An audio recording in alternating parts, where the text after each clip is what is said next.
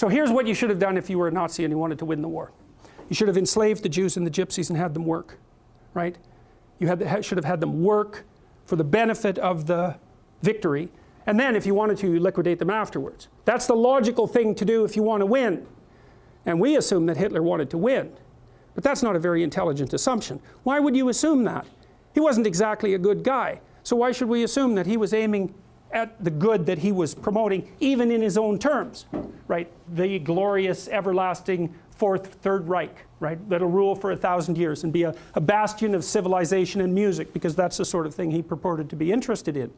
Well, so what do you do with the Jews and the Gypsies?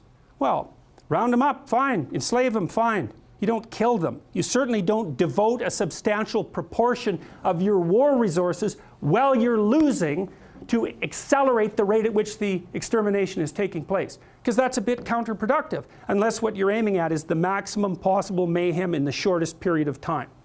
Well, so what happened as the Germans started to lose the war? Did Hitler lose faith in his own ability? No, he believed that the Germans had betrayed him with weakness. And so he was perfectly willing to accelerate the rate at which Germany was losing the war.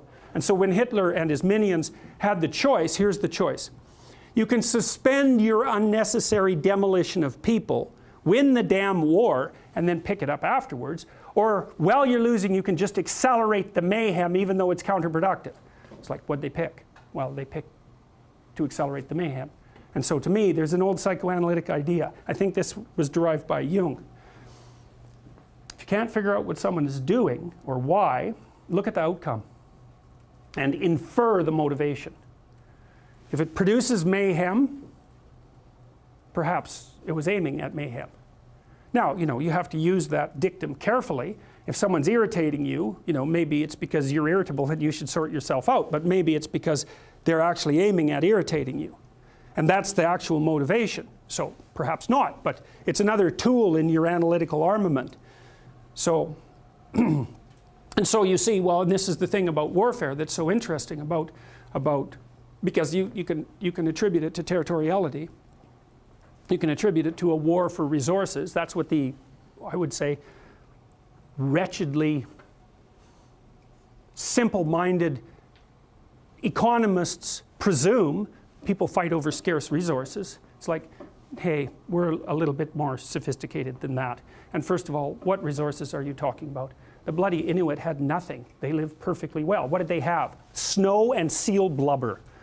People can live in unbelievably deprived conditions. And so the idea that there are natural resources that we fight over because there's a shortage of them is a pretty oversimplified view of human beings. It's like, well, why do people fight? Well, maybe they fight sometimes for good reasons. But very, very frequently, they fight for bad reasons. And those bad reasons are personal as well as sociocultural and economic.